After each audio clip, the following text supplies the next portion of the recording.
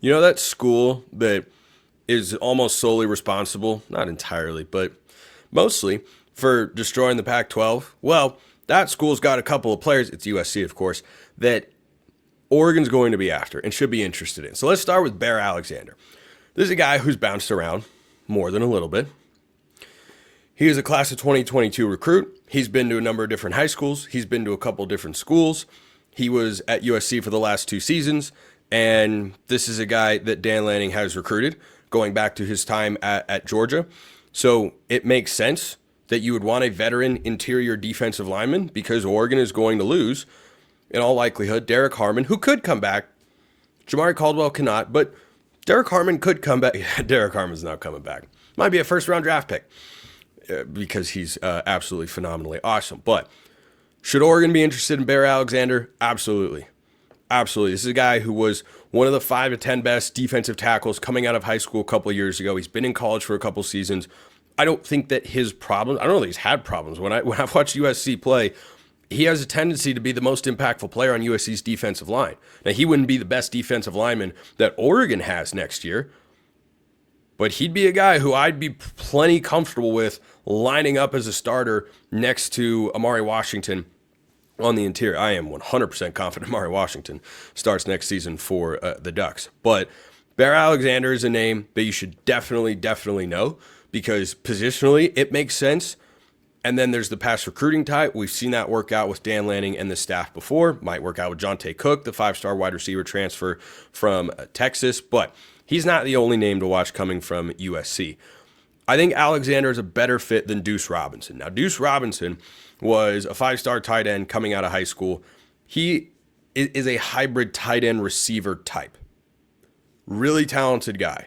Has played college football at USC. What I mean to say is he's seen the field. He hasn't just been sitting on the bench doing nothing.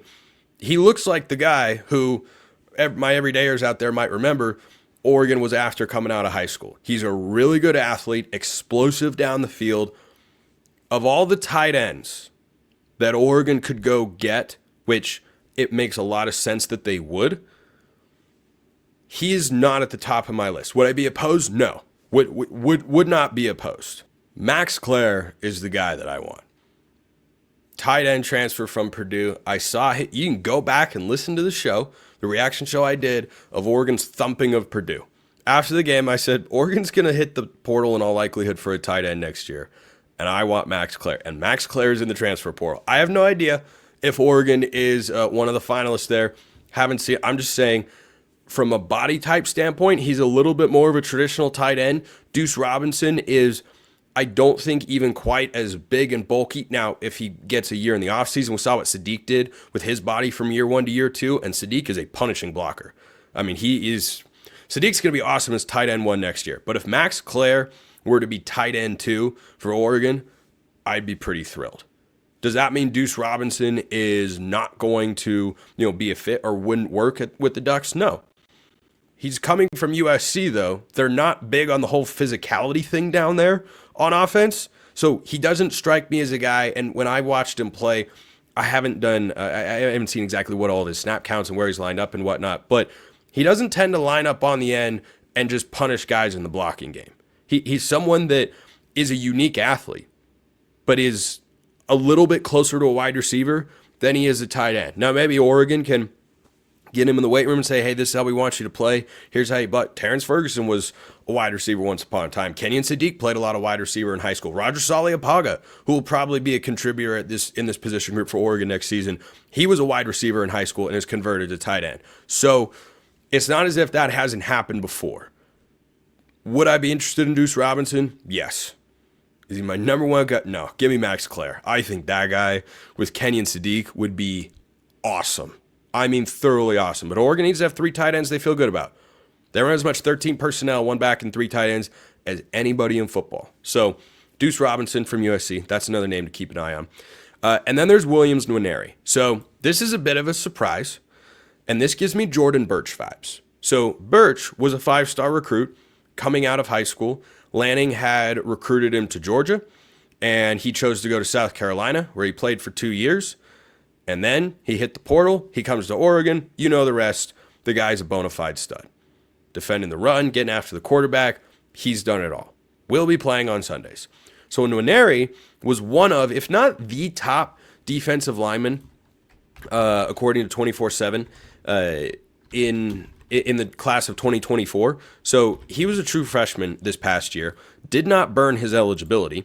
24/7, their composite has got him as the number one defensive lineman in the class. 6'6.5", 260 pounds. Missouri native, that's where Dan Lanning is originally from. He's from, I believe, the Kansas City-ish area and is a big Chiefs fan.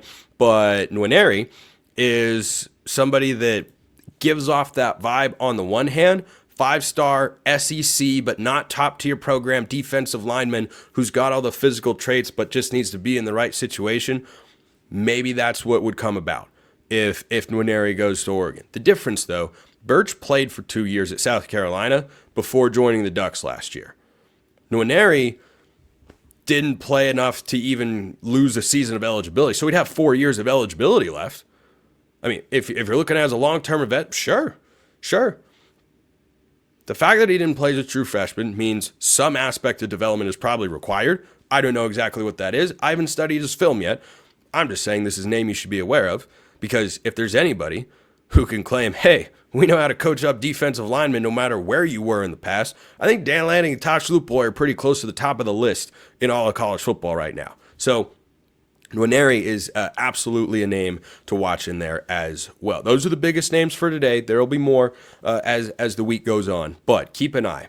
Bear Alexander and Williams Nwaneri as defensive linemen, and Duce Robinson, the tight end from USC, and Max Clare from Purdue. I would be so annoying on this show if Max Clare commits to Oregon and I saw him for just a couple of impact plays in that game earlier this year. That would be the greatest prediction I've ever made. But alas, we shall wait and see. JD sent in this question, which you can as well. YouTube comments, hit me up on Twitter at @McLaughlinCFB or at Locked On Ducks. You can also become a Locked On Ducks insider, get priority mailbag access, and a bunch of other perks. Link in the description below. You can get a free 14-day trial. JD says, leads me to a potential mailbag question. He said other things as well.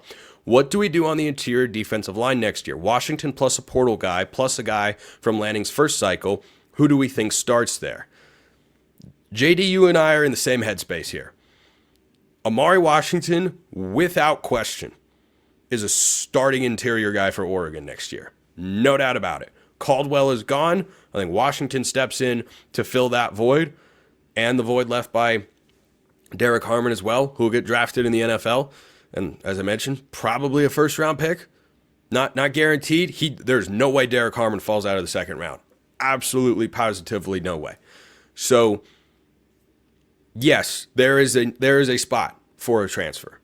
It kind of reminds me of what they did this year when they brought in Derek Harmon. If you had started Amari Washington, Jamari Caldwell, this would be a good defensive line. But it became a great defensive line when they added Derek Harmon. When they said, let's get another guy. Let's go to the next level. Instead of taking a guy like a Terrence Green or a Michael Gardner or Aiden Breland, anybody who they might feel from the 23 or 24 classes that are ready to step up and contribute on the interior of this defensive line, instead of thrusting them into the starting role, make them the new Amari Washington, where you're a contributor playing a lot, but you're not one of our starters. You're a heavy rotation guy. That's what I would suspect. That's my guess right now along with defensive line. But the fact that, they will likely go after Nwaneri and they're reportedly after Bear Alexander as well, I think tells you, as well as they've recruited that position, you just about always still take a transfer who's a proven commodity over a young up-and-comer. That doesn't mean you disregard those guys, right? You've developed an Amari Washington over the last couple of years. That dude could be an all-conference performer next season when he gets the same number of snaps as Derek Harmon did this year. So that's my guess for how the defensive line plays out. There are a lot of other needs on this Oregon roster going into 2025.